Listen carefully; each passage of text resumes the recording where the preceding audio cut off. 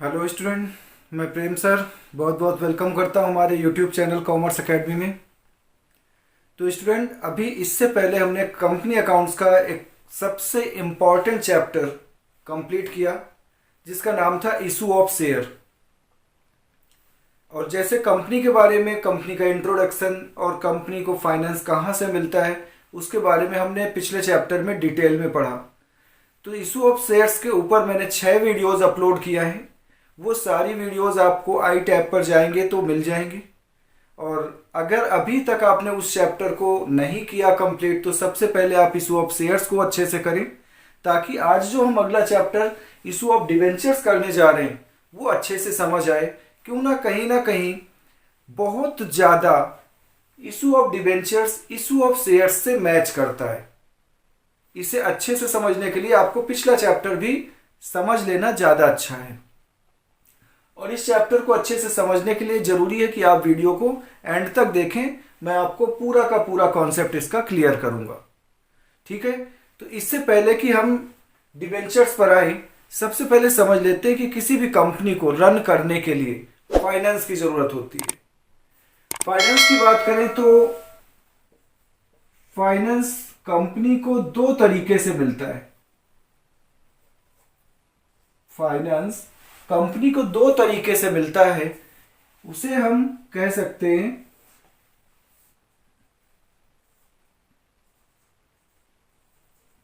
Owned fund और दूसरा होता है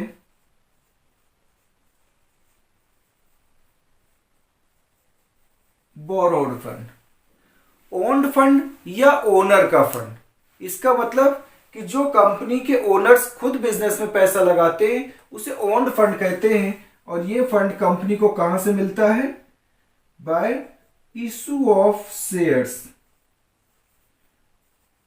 कंपनी मार्केट में शेयर इशू करके पब्लिक से बहुत सारे लोगों को अपने कंपनी का शेयर होल्डर बनाते हैं। उनसे जो पैसा मिला वो कंपनी का ओन्ड फंड बनता है। जो लोग शेयर्स खरीदते हैं वो कंपनी के ओनर बनते हैं, जिन्हें हम कंपनी के मेंबर्स या शेयर होल्डर बोलते हैं। जबकि एक दूसरा ऑप्शन है बोरोड फंड, जिसे डेप्ट फंड भी कह सकते हैं। तो बोरो करने के लिए हमारे पास दो ऑप्शन हैं। या तो हम किसी बैंक से लोन ले लें, या फिर हमारे पास दूसरा ऑप्शन है बाय इशू ऑफ डिबेंचर्स और बॉन्ड्स। अब ये दोनों ही बोरोड फंड है। बोरो मीन्स लोन लिया गया फंड, लोन के रूप में। तो अगर हम शेयर्स खरीदते हैं कंपनी के तो कंपनी के ओनर बनेंगे। जबकि दूसरा ऑप्शन है, अगर हमने फंड बोरो किया है आउटसाइड से तो ये कंपनी का डेप्ट फंड बनता है, बोरोड फंड बनता है। तो हमारे पास लोन लेने के लिए दो ऑप्शन है। या तो हम किसी बैंक से लोन लें, बट बैंक एक बहुत बड़ा ऑर्गेनाइजेशन है जिससे लोन लिया अगर हम टाइम पर इंटरेस्ट नहीं पे कर पाते या टाइम पर पैसे अपने प्रिंसिपल अमाउंट की मैच्योरिटी पर रिडम्पशन नहीं कर पाते, रीपेमेंट नहीं कर पाते, या ये कहो कि लोन की वापसी नहीं कर पाते, तो बैंक हमारे अगेंस्ट एक बड़ा एक्शन ले सकता है। तो उससे बेटर है कि उतना ही फंड जितना हमें बैंक से लोन लेना है, क्योंकि बैंक से लोन लेने में ढेर सारी फॉर्मेलिटीज की जरूरत पड़ती है। बैंक हमें आसानी से लोन नहीं देता। बैंक हमारी पिछले कई साल की, 3 से 4 साल की फाइनेंशियल पोजीशन चेक करता है, और उसके बाद जब वो हमारी फाइनेंशियल पोजीशन को स्ट्रांग पाता है उसके बाद ही कहीं वो फंड अप्रूव करता है। तो उससे आसान तरीका है कि क्यों ना हम आम पब्लिक से लोन ले लें। अगर हम आम पब्लिक में शेयर इशू करके उन्हें मेंबर बना सकते हैं तो सिमिलर ऑप्शन है कि हम पब्लिक से छोटे छोटे अमाउंट का लोन ले लें। उसके लिए हमें क्या करना है? पब्लिक में डिबेंचर इशू करना है। अब ये डिबेंचर्स क्या है, डिबेंचर्स के बारे में पढ़ते हैं डिटेल में। देखिए डिबेंचर्स की मीनिंग क्या है। Debenture is a written instrument. Written instrument means printed instrument है। जैसे हमारे करेंसी नोट होते हैं, ऐसे डिबेंचर भी हमारे रिटन इंस्ट्रूमेंट है, issued by a company acknowledging a डेप्ट। इस बात को समझना है कि डिबेंचर जो इशू करके हमने पब्लिक से लोन लिया है वो कंपनी के डेप्ट को एक्नॉलेज करते हैं, रिप्रेजेंट करते हैं, मीन्स कंपनी का लोन बनता है जो डिबेंचर इशू करके हमने पैसा गेट किया है। ठीक है। दूसरी चीज, it contains terms of repayment. जो डिबेंचर्स हमने इशू किए हैं वो हमारा जो कॉन्ट्रैक्ट है पब्लिक के साथ उसमें क्या होता है, it contains terms of repayment कि हम डिबेंचर्स के पैसे या लोन के पैसे कितने साल बाद पब्लिक को वापस करेंगे, मीन्स मैच्योरिटी पीरियड। और प्रिंसिपल, प्रिंसिपल का मतलब कि जो पैसा हमने लोन के रूप में लिया है जिसे आप मूलधन कह सकते हैं, तो हम उस मूलधन की वापसी कब करेंगे। And also payment of interest, क्योंकि लोन लिया है तो लोन के बदले हमें एनुअल इंटरेस्ट देना पड़ता है, तो वो इंटरेस्ट हमें कब और कैसे पे करना है, usually paid half yearly. Company normally debenture holders को एनुअल इंटरेस्ट देने की बजाय हाफ ईयरली मोड पर इंटरेस्ट पे करती, मीन्स 6-6 महीने का इंटरेस्ट देती है at a rate specified at the time of issue. और हम कितने परसेंट इंटरेस्ट देंगे वो इंटरेस्ट की रेट भी इशू के टाइम ही बता दी जाती है। जैसे मान लीजिए कंपनी ने 10% डिवेंचर्स इशू किया है, इसका मतलब है कि कंपनी, अब ये 10% डिवेंचर्स मान लीजिए ऑफ ₹100 ईच है, 100 रुपए का एक डिवेंचर है, तो डिवेंचर की फेस वैल्यू 100 रुपए है जिस पर एनुअली कंपनी 10% का इंटरेस्ट देगी। ये 10% क्या है, ये रेट ऑफ इंटरेस्ट है जो डिवेंचर के नाम के साथ पहले ही प्रीफिक्स्ड कर दिया जाता है, at the time of issue बता दिया जाता है। मान लीजिए कंपनी ने 9% डिवेंचर इशू किए हैं, इसका मतलब कंपनी आपको फिक्स्ड 9% इंटरेस्ट देगी। अब आपको ये समझना है कि इंटरेस्ट को हमेशा चार्ज अगेंस्ट प्रॉफिट माना जाता है। चार्ज अगेंस्ट प्रॉफिट का मतलब कि ये इंटरेस्ट तो हमें पे करना ही पड़ेगा irrespective of the fact whether there is profit और लॉस। कंपनी में चाहे प्रॉफिट हुआ हो या लॉस हुआ हो, ये चार्ज अगेंस्ट प्रॉफिट है जो हमें पे करना पड़ेगा। तो ये तो रही बात डिवेंचर की मीनिंग की। अब हम समझते हैं कि डिवेंचर्स शेयर्स से कितने अलग है या शेयर और डिवेंचर्स में क्या डिफरेंस होता है।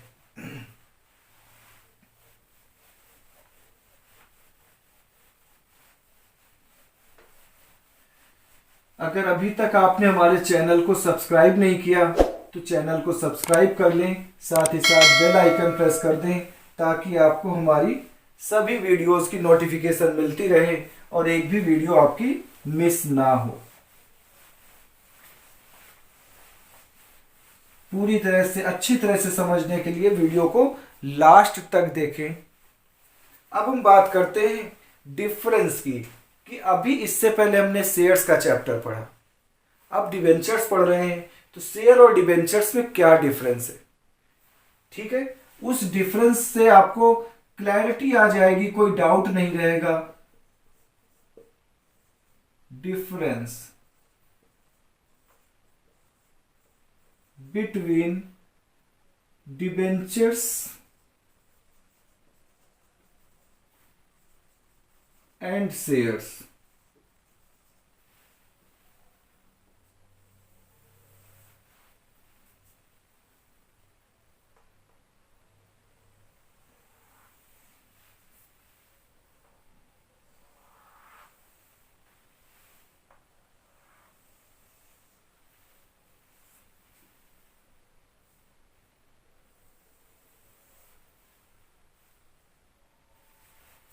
अब देखिए मैं यहां पर डिवेंचर्स के बारे में बताता हूं और यहां पर शेयर्स के बारे में, और एग्जाम पॉइंट ऑफ व्यू से भी एक कॉन्सेप्ट बहुत इंपॉर्टेंट है कि शेयर और डिवेंचर्स में क्या डिफरेंस होता है। तो यहां पर basis of difference,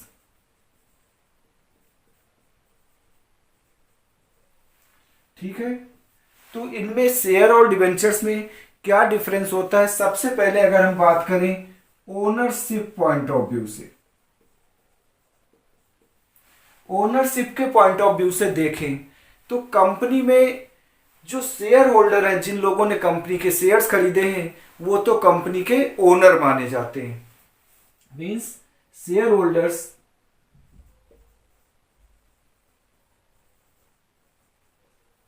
are the owners of the company.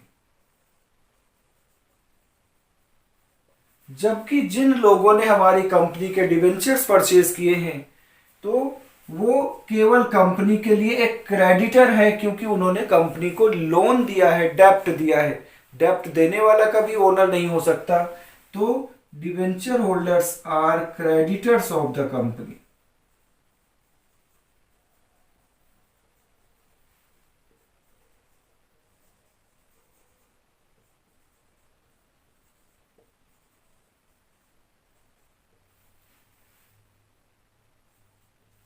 ठीक है, पहला डिफरेंस तो ओनरशिप के पॉइंट ऑफ व्यू से है। दूसरे डिफरेंस की बात करें तो दूसरा डिफरेंस है हमारा रिटर्न्स पॉइंट ऑफ व्यू से। रिटर्न्स का मतलब है कि शेयर या डिवेंचर्स खरीदने के बदले क्या मिलता है। अब अगर आपने कंपनी के डिवेंचर्स परचेज किए हैं, तो डिवेंचर्स पर क्या मिलेगा आपको? Annually interest. तो debenture holders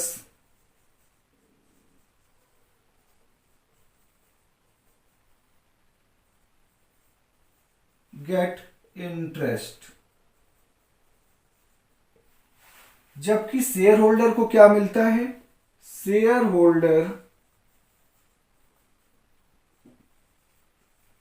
gate dividend as they are owner. Share holder company के ओनर होते हैं, इसलिए उन्हें बदले में क्या मिलता है? कंपनी के प्रॉफिट से उनका एक पार्ट, जिसे हम कहते हैं डिविडेंड। तो शेयर होल्डर को क्या मिलता है? डिविडेंड। जबकि डिवेंचर होल्डर ने कंपनी को डेप्ट दिया है, लोन दिया है, इसलिए उन्हें क्या मिलता है? इंटरेस्ट। तो ये तो हो गया सेकंड डिफरेंस रिटर्न के पॉइंट ऑफ व्यू से। अब इसके बाद बात करें रीपेमेंट की।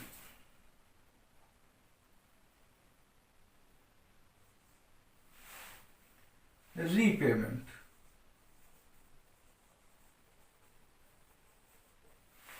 ठीक है। तो रीपेमेंट की बात करें तो अगर हमने रिडीमेबल डिवेंचर्स इशू किए हैं, तो redemption at a fixed period of time या repayment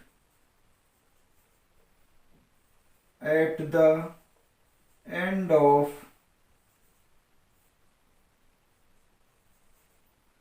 fixed period of time, debenture holder को पैसा, उनका प्रिंसिपल अमाउंट फिक्स टाइम के बाद वापस कर दिया जाता है, क्योंकि ये डेप्ट है। जबकि शेयर होल्डर का पैसा, तो रीपेमेंट शेयर होल्डर को हम कब करते हैं? जब कंपनी का वाइंडिंग अप होगा, जब कंपनी बंद होगी। तो repayment is normally done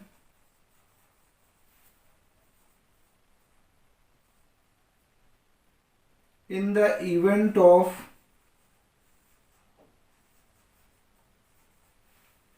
winding up.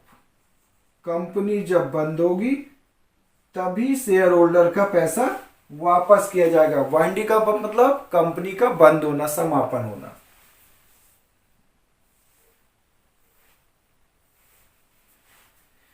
इसके बाद इशू एट डिस्काउंट की बात करें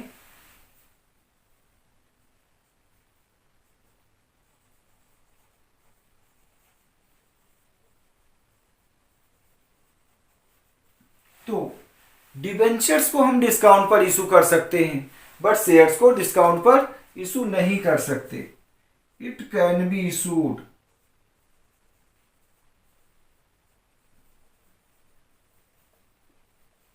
एट डिस्काउंट,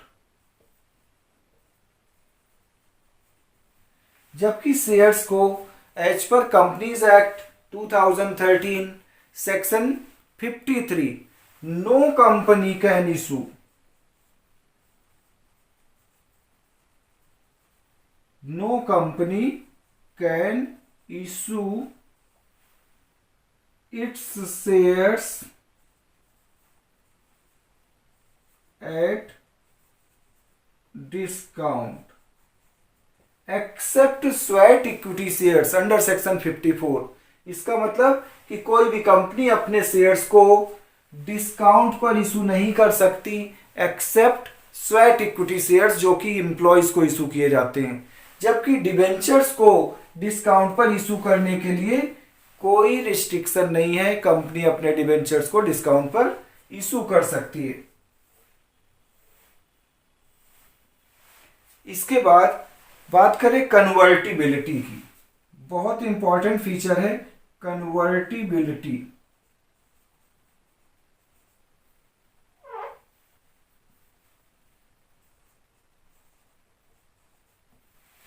अगर डिबेंचर होल्डर्स को कन्वर्टिबल डिबेंचर इशू किया गया है तो कन्वर्टिबल डिबेंचर्स होल्डर अपने डिबेंचर्स को फ्यूचर में कंपनी के शेयर्स में कन्वर्ट कर सकते हैं, डिबेंचर्स वापस करके बदले में शेयर्स गेट कर सकते हैं। बट शेयर होल्डर को यह ऑप्शन नहीं होता कि वो कंपनी के ओनर हैं और अपने शेयर्स वापस करके कंपनी के क्रेडिटर बन जाए। क्रेडिटर को ओनर बनने का ऑप्शन मिलता है बट ओनर को क्रेडिटर बनने का ऑप्शन नहीं मिलता। मीन्स डिबेंचर्स कैन बी और it can be converted, it can B converted into shares, but shares cannot be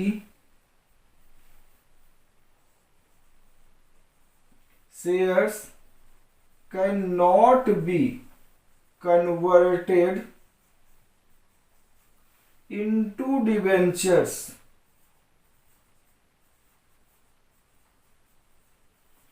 shares को डिबेंचर्स में कन्वर्ट नहीं किया जा सकता जबकि डिबेंचर्स को शेयर्स में कन्वर्ट किया जा सकता है।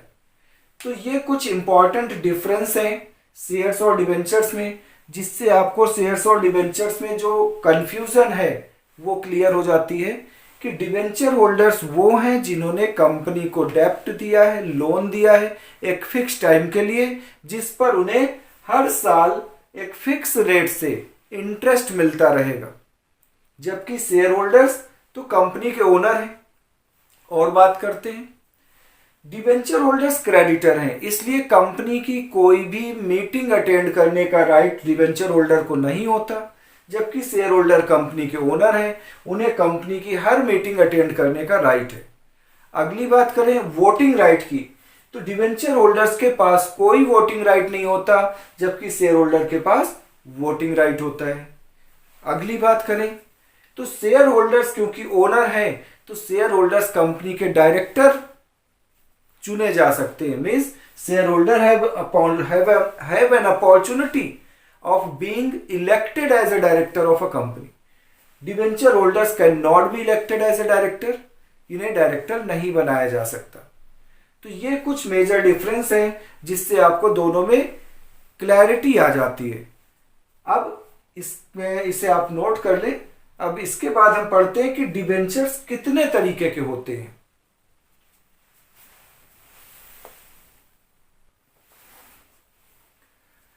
चलिए अब सीखते हैं कि डिबेंचर होते कितने तरीके के हैं, मींस टाइप्स ऑफ डिबेंचर्स।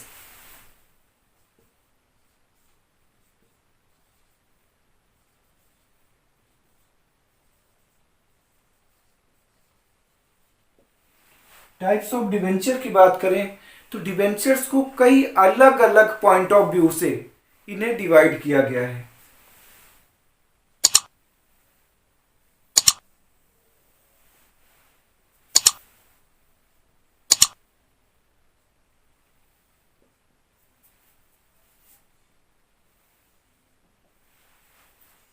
सबसे पहले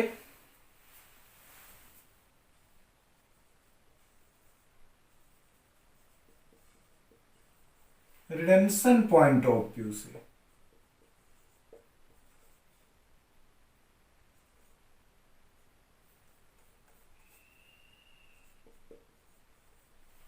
दूसरा रिकॉर्ड पॉइंट ऑफ व्यू से,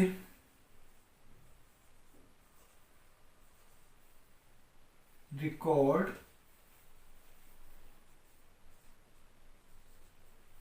पॉइंट ऑफ व्यू। फिर प्रायोरिटी पॉइंट ऑफ व्यू से,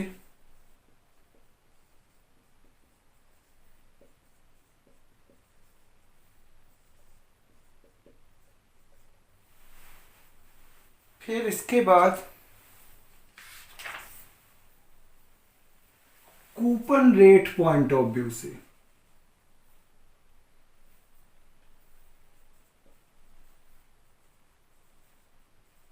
coupon rate point of view से, और last convertibility point of view से।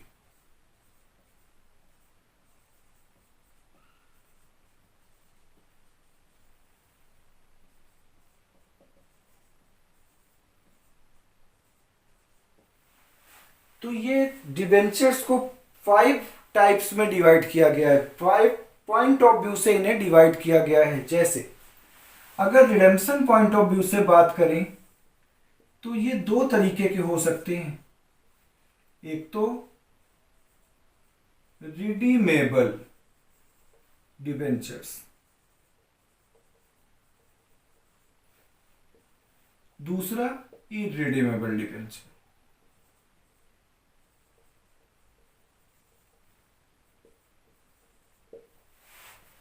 रिकॉर्ड पॉइंट ऑफ व्यू से बात करें तो first debenture and registered debenture and bearer debenture.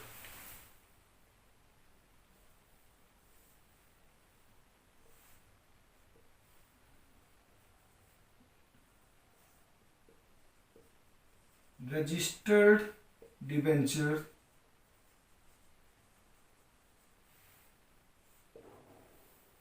And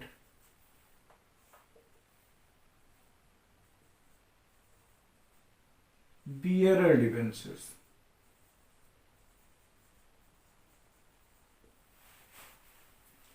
priority point of view से बात करें तो first debenture and second debenture.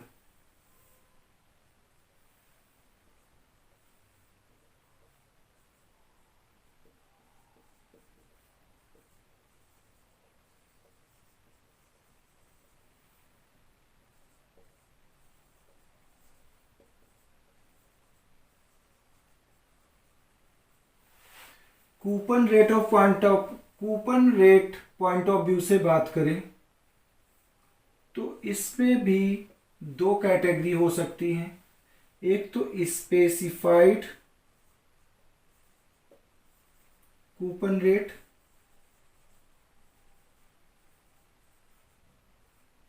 और दूसरा है zero coupon rate.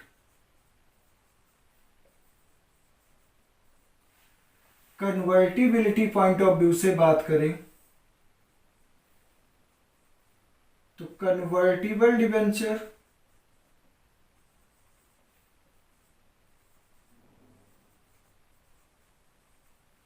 And non convertible debenture.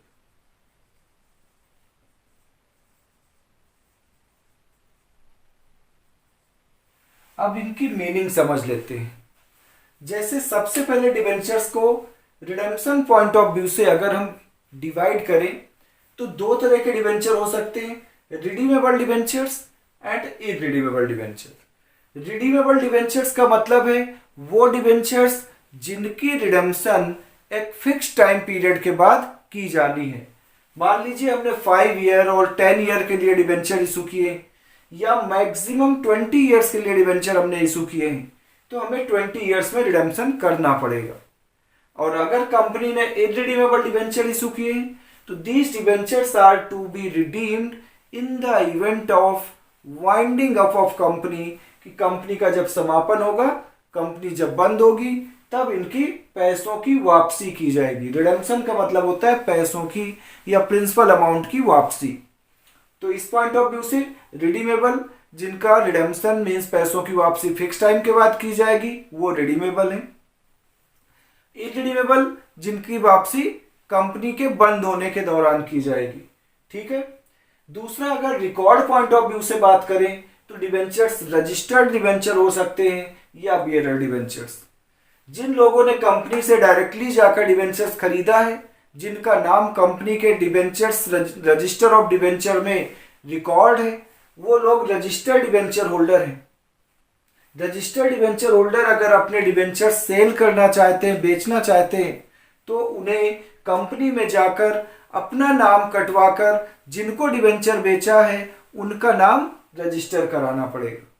जबकि बियरर डिवेंचर का मतलब है कि डिवेंचर आपके हाथ में है तो आप ओनर हैं, आप उसे किसी और को बेचना चाहते हैं, आप उसे बेच दें, आपका पैसा आपके हाथ में आ गया। अब वो bearer debenture, bearer means holder होता है, जिसके हाथ में डिवेंचर है वही उसका ओनर माना जाएगा।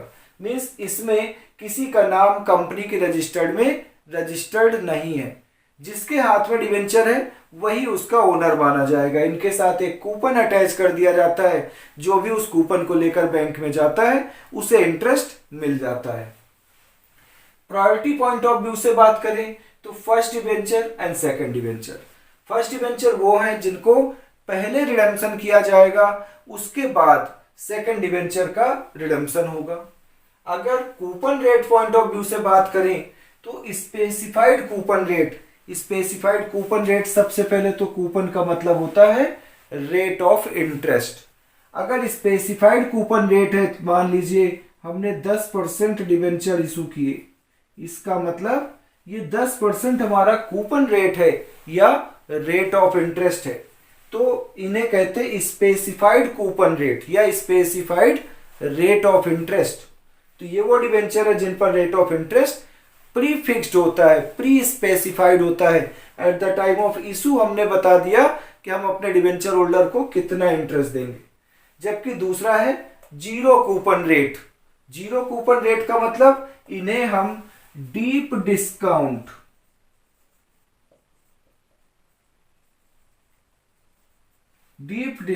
बॉन्ड या डिवेंचर कहते हैं। अब आप कहेंगे कि सर जब इन डिवेंचर्स पर कोई इंटरेस्ट ही नहीं है तो कोई इन डिवेंचर्स को क्यों परचेज करेगा, क्यों खरीदेगा? तो आप समझ लीजिए कि अगर यहां पर रेट ऑफ इंटरेस्ट जीरो है तो इन्हें डीप डिस्काउंट पर इशू किया जाता है।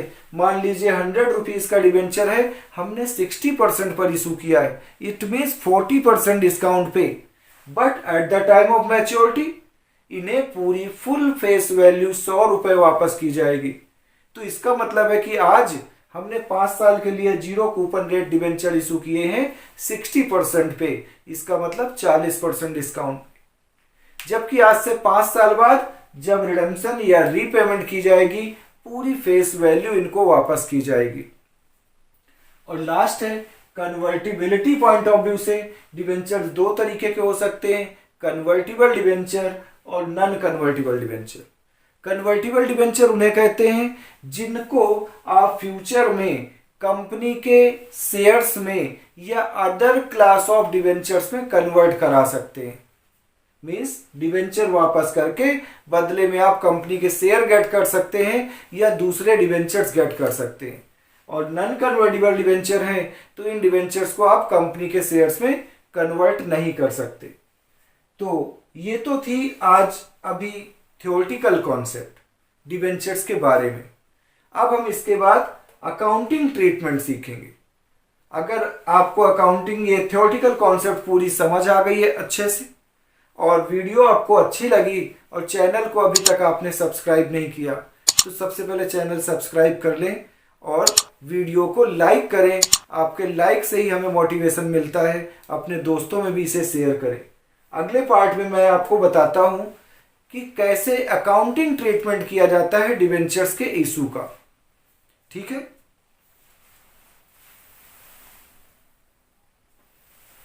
तब तक सभी अपना बहुत बहुत ध्यान रखें और इसकी बुक से भी आप रीडिंग करें ताकि आपको इसकी पूरी कॉन्सेप्ट समझ आ जाए। ठीक है, टेक केयर।